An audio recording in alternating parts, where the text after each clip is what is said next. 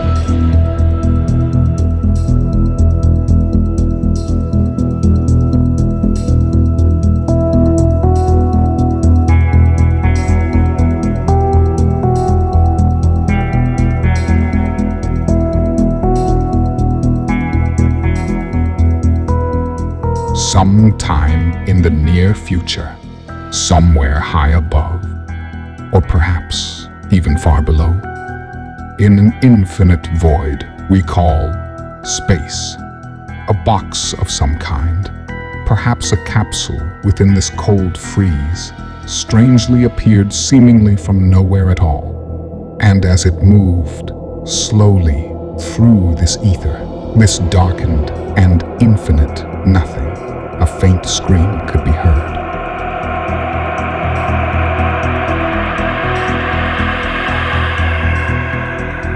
But then a question. Was it not too early for this hopeless event to be taking place?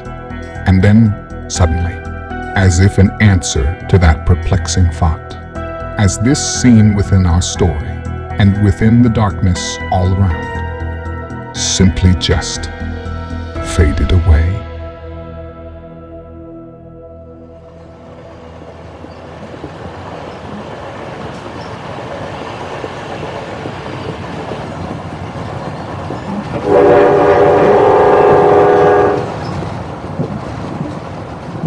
Chapter 1. Into the Ether. 1957. Manhattan, New York. It was a cold and wet day as the after rain filled the city air, sweeping around with it the nearby smells of traffic and the heavy exhaust that came with it. The sprawling and bustling city, spread as far as one could see, boasted of an economic powerhouse with large skyscrapers that kept a wary watch over the distant city skylines. Within this busy traffic below drove a sleek yet nondescript limousine. The stylish transport navigated the dense traffic as some passing by would stare in wonder at the luxurious vehicle, wondering about the lifestyles of those that occupied the pricey automobile.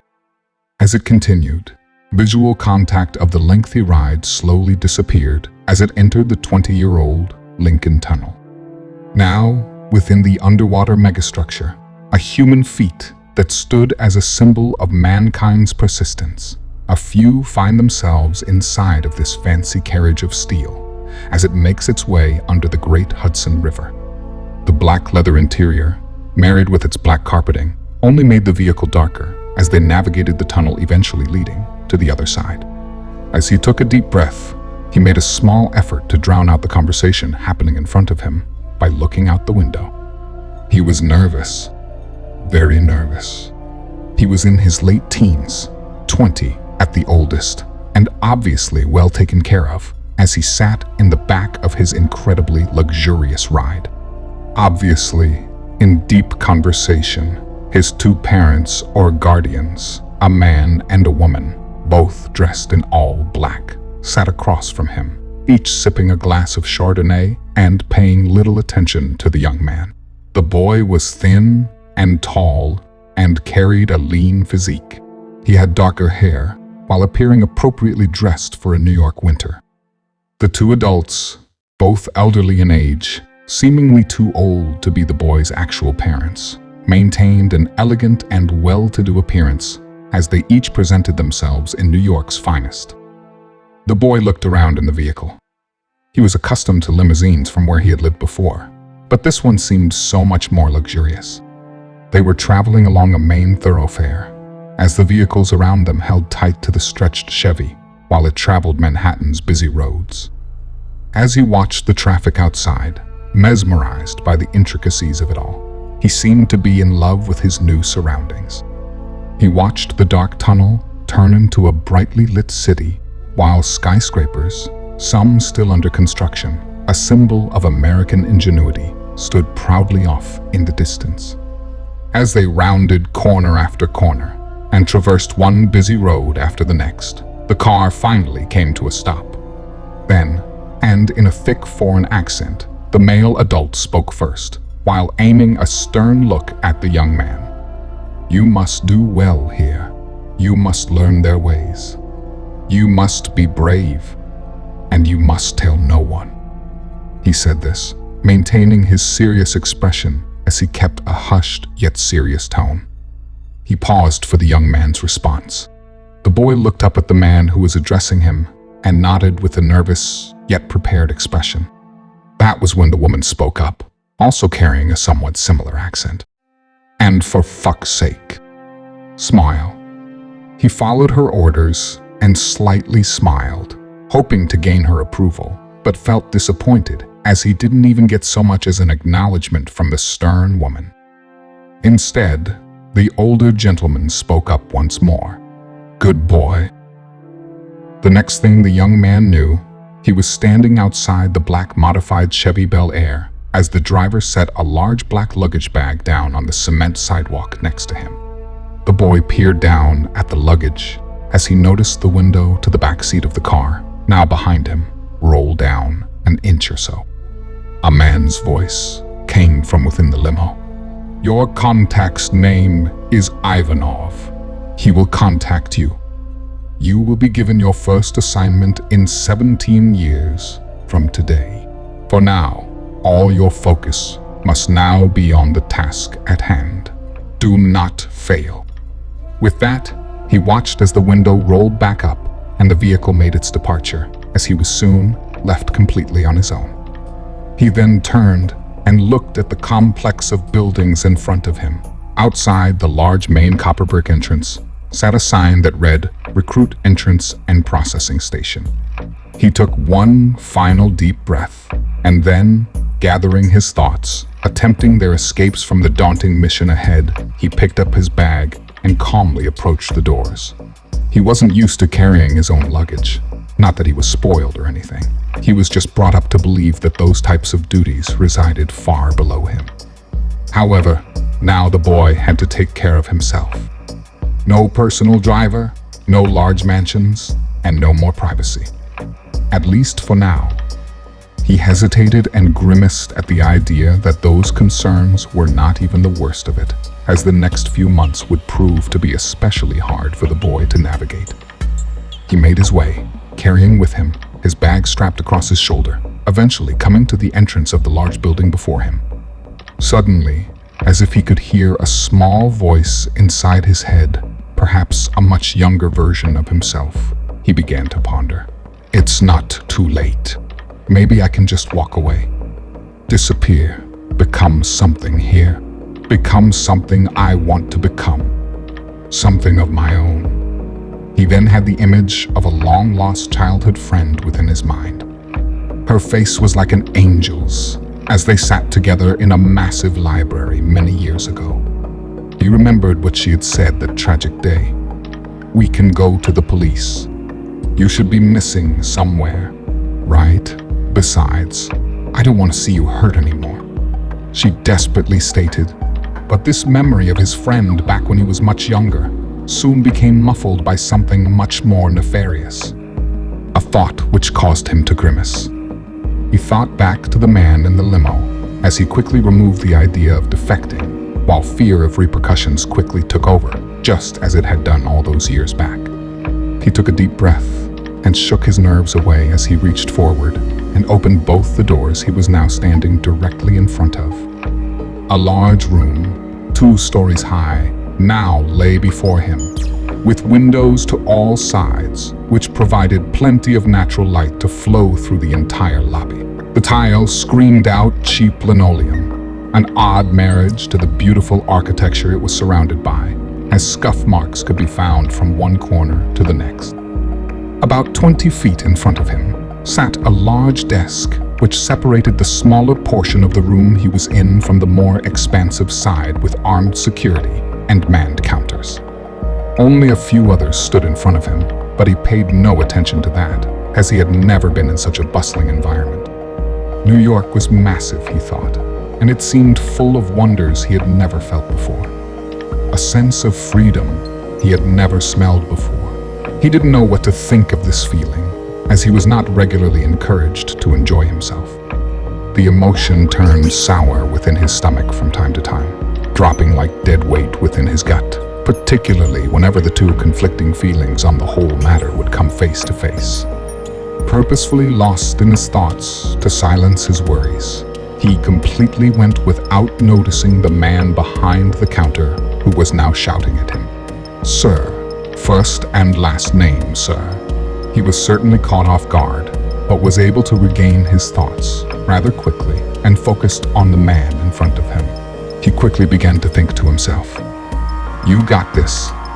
This is what you've been practicing for." And with his best and new ability at the New York accent, 19-year-old Marcos answered his recruiter. "Sir, yes sir. Arlo Brooks, sir. Reporting for duty, sir." Arlo sat up in a cold sweat, awakening from a dream of his long-ago past. He sighed and sat on the edge of his bed while resting his arms on his legs.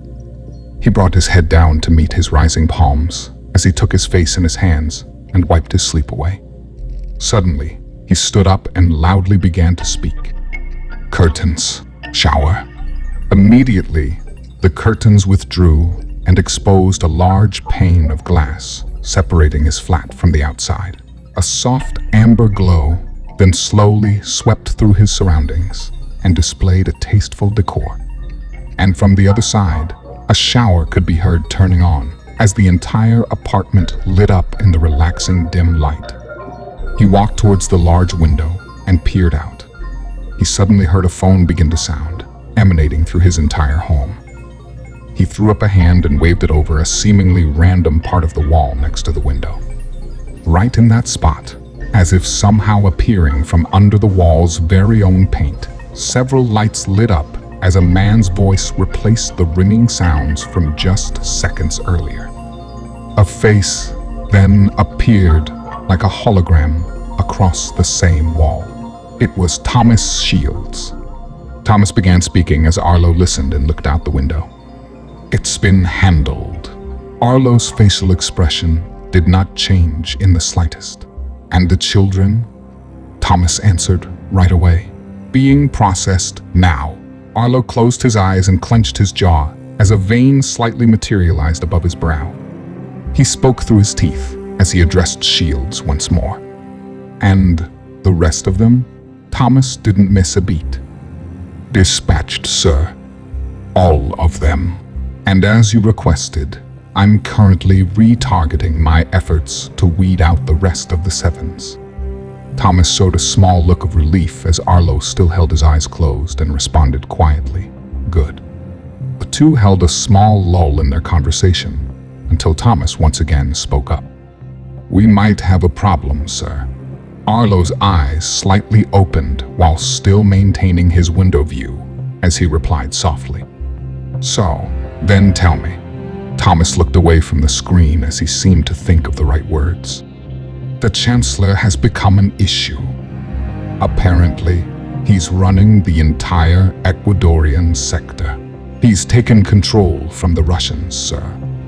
Thomas was expecting Arlo's response by now, but could see that he was instead simply staring off into the distance and not toward the monitor. Thomas decided to further his conversation. He's getting sloppy. Real sloppy. Lenkov wants you to, but he was then swiftly cut off by Arlo's next words. As steam from the shower, a few rooms away from him, began to slowly wander between his face and the monitor, he spoke his next words clearly. There is no future left for mankind on Earth. Kill them all. Thomas hesitated for a moment and tried to comment on Arlo's plan. Yes, I understand, but a sizable fraction of those men still belong to Lenkov. I suggest, but again being interrupted by Arlo, Thomas halted his words cautiously and listened obediently as Arlo repeated his words more clearly and slightly louder. All of them. Thomas's screen went dark as Arlo waved his hand once more over the wall, cueing an end to their brief dialogue. Thomas closed his laptop and looked out his windshield. He mouthed his frustrations with his unhinged superior aloud. Fuck. Then he took note of something of interest. He could see off in the distance, and under the bright blue skies, a figure lying bound and gagged face down on the sand, about 50 feet or so away. Thomas took a deep breath and opened the door to his vehicle. He jumped down from what seemed to be a large silver tank with several wheels that held the massive automobile up. Upon a closer glance and an attempt to recite a detailed description, one would excuse the pun, as the vehicle seemed rather out of this world. All of them were very large, in fact, as large as a person. They held solid to the ground as they dwarfed the cabin above, as on each side of it sat 3 of these oversized tires. Once firmly on the ground, he gazed at his surroundings. As far as he could see, rolling dunes of sand and bright blue skies teamed up to form a union, the likes of which no one had ever seen before. Overhead, the piercing blue skies were without a single flaw, not a cloud in the sky, and the sun, seeming much closer, pulsated heat waves throughout the surrounding desert. Putting aside this desert, bereft of all life, one would imagine this scene on a picturesque postcard. And a postcard is where it should have stayed, as the reality of this scene began to unfold in the darkest of direction, as a depraved plot slowly started to take its place. As he looked down at his watch, he knew it was becoming time as he headed over to the figure, lying face down on the sand. Once he reached the body, he kneeled next to it, seeming not to be too concerned over this figure in distress. It was Trevor. He had his eyes closed and appeared to have been very badly beaten with several welts on his face. His hands tied behind his back and his mouth gagged, he lay motionless with his eyes shut tight. Sounds of wind whistled around the vast sandy plains from all around. Thomas took in the view of a land that seemed forsaken of all life as he lit up a cigarette. He then patted Trevor on the shoulder and began to speak. You know, Mr. Meeks, just think. The kids will have a normal life and will be well taken care of by their new families. Oh, sure, eventually they'll meet their demise. But who doesn't? You should be thankful, Mr. Meeks. Your children, he said, while gesturing quotations with his fingers, a lit cigarette now between 2 of them as he continued, now serve a purpose for the greater good. Suddenly, Thomas brought forth his wrist and looked down at his watch once more and smiled. Right on time. He looked down at his victim and proceeded to put his cigarette out on his face, leaving a blackened, ashy wound in its place. Trevor didn't move as his injuries were just too new and severe. You know, Trev, this planet might just be the most boring one out there. So fucking predictable. Trevor, barely able to open his eyes, felt a small and unusual warmth in the next breeze that rushed over his body. With all he could muster, he gathered the strength to slightly open just one eye. He could now barely begin to make out his environment as he started taking in the lifeless and seemingly infinite sandbox from hell he now found himself in. Not Darius, he thought to himself. I took Caleb and Delilah to the far reaches of space to be slaughtered alone, and now I'm going to die here. Wherever here is. And as he thought this to himself, he came to realize how this desert reminded him of a dream he once had. But then, another unusually warm breeze once again swept over him. And that's when he saw it. Way off in the distance, spreading from one side of the horizon to the other, rolling towards him, raged a massive wall of fire. And as if that wasn't bad enough, he could see that the fire was coming closer. And it was coming closer fast. Did you know, Trevor, with just enough open space? Thomas looked at the ground and scooped up some sand and let it slide through his fingers until all the sand returned to the ground as he continued to speak. And the right amount of sand and electricity in the atmosphere, even a desert like this, deprived of any life, he said as he looked around the vacant flat plains of sand, noticing quite a contrast with the sky-blue heavens above them. He paused for a second, and then looked at Trevor as he finished his menacing speech. Mother Nature will always be there to ultimately fuck you over. Just then, there was a flash across the skies as Thomas shielded his eyes for a brief second, as he seemed to look slightly perplexed. Solar flares are getting worse in this desert. He then took out a silk cloth from his coat pocket and wiped his brow. He was starting to sweat from the incoming fiery storm that seemed to be Trevor's final moments, rapidly closing in on them. Thomas marveled at the red, sandy, bleak wonder and smiled ever so slightly. Then he regained a more serious look and peered back down at Trevor once more. He threw his handkerchief on Trevor's face as he stood up and walked back to his vehicle. Clean your fucking face. You look like shit. As the silky material fluttered about on Trevor's face, it felt to him as if a blanket of thorns were being dragged along its surface. Unable to move, being bound and gagged, Trevor could barely hear the rig several feet away make its departure as the heat became too intense to focus on anything else. He could feel the small silk cloth slowly melt into his skin as it began to singe from the fire, quickly surrounding him. He could also feel the intensity of the heat as his senses quickly identified the smell of his own burning flesh. As he soon realized all his efforts were for nothing, he quickly found himself beginning to thrash and scream in sheer agony. Trevor was being burned alive. Minutes later, and now within his air-conditioned all-terrain vehicle, Thomas drove away as he investigated the rearview mirror while doing so. He could see the fire moving closer as it nearly matched the speed of his own vehicle. The distortion from its heat caused a green and yellow hue that slowly began to reflect within the entire atmosphere, as the firestorm below completely removed Trevor's figure from sight, absorbing everything in its path. Satisfied in clearly witnessing Trevor's body burn to a crisp, he continued his way, making sure to stay far ahead of the storm that followed him not far behind. Several hours later, seemingly at his destination, he finally stopped his vehicle. He then looked on at what lay before him. Now, taking up his entire view, sat a dauntingly large cement barrier that stretched across the terrain as far as one could see. It formed the largest concrete structure ever seen by the human eye and stood tall over the vast desert under its blue oceans of endless skies.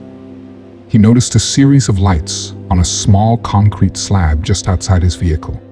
There were 3 of them, almost mimicking a traffic signal, embedded into the slab itself. The object almost seemed out of place and somewhat askew in the sand. The 3 lights were lit a solid red. Then he glanced at the display on his vehicle's dashboard. It repeatedly flashed the word scamming. He looked into his mirror and could see the fire not too far off as he looked back once more to the 3 lights just outside. Suddenly, they all turned to green as a loud electronic buzz was heard from within the barrier. Eventually, a portion of the concrete wall slowly displaced itself from the rest of the barrier in front of him, exposing a large doorframe, not forgetting the wall of fire speedily traversing his way. Thomas did not ignore the structure in front of him, beckoning him to enter its much safer confines. As the door came to its widest, Thomas made his way in, only to find the same desert on the other side. However, on this side, there were no more blue skies. Instead, there were the familiar twilight overcast skies that the residents of Darius had grown so accustomed to. As he began to drive further inside the barrier, one would be wise to notice that on the inside of these walls, at the top, the barrier did not stop as it did so on the outside. Instead, it simply curved in and disappeared within the thick overcast skies of an imprisoned portion of Darius. And as it curved in, it did so in a way that depicted a structure so large the entirety of it could not be seen the further inside one would travel. Thomas looked ahead on the side of the dirt road he had been traversing since entering the Great Barrier's interior just seconds ago. A large, dusty, black and white sign stood tall as he was reminded of the distance he was still left to travel. The sign read, "Open Pasture, C61. 30 kilometers ahead. Detain and report all stray cattle." Not paying much mind to the sign itself, Thomas continued into the world that Trevor once knew as a place of sanctuary. And he moved on with an agenda in mind. An agenda that had something to do with rehoming 2 small children that had once been protected by the burned corpse now far outside the dome. He made his way along, while the sounds of a large concrete door sounded off as it came back to its original resting place within its walls. As the vehicle sped off far past the dusty mile marker, silence overtook the rural outskirts of C61 once more. Now above the sandy dunes was simply just a thick fog, and miles ahead in the direction that Thomas had gone, the desert seemed to change in personality as sizable, gloomy marshes expanded to both sides. Meanwhile, in the heavens above, Arlo stepped out of the shower as he rounded a corner, while steam rolled out behind him as if obediently following. As he entered his living room, he noticed the change of scenery outside his window. He casually picked up a towel and began to pat himself dry as he crossed the room toward the glass to gain a better view. He was drawn to the window by the intense yellows and greens coming in from outside.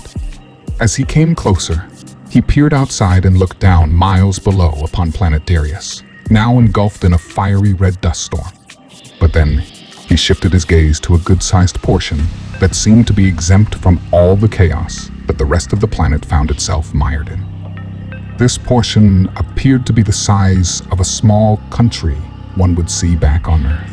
He marveled at the beauty of it all as he pored over nearly 200,000 square miles of massive dome-like cement confines. Each of them on their own were easily larger than any city mankind had ever known. He gazed upon his empire of cement cattle farms as he began to speak to himself aloud. This is the only future left for humanity.